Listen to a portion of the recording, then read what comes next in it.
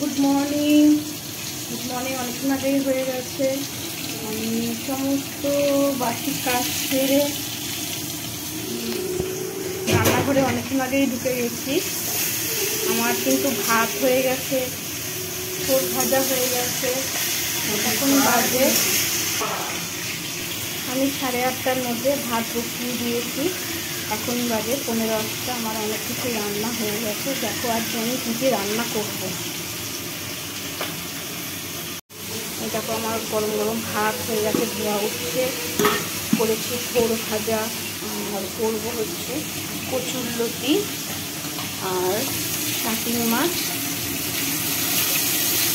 রান্না করবো। আজকে কাটিং মাছের ঝোল করবো। আজকে আর কামাখা করে করবো না, যেহেতু ঝুল জাতীয় কোনো খাবার নেই, রান্না নেই। কাটিং মাছ এনেছে, লাল লাল করে ভাজা করছি।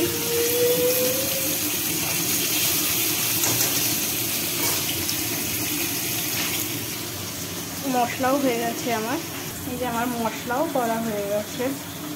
ঝটপট করে রান্নাগুলো তাড়াতাড়ি করে ফেলি।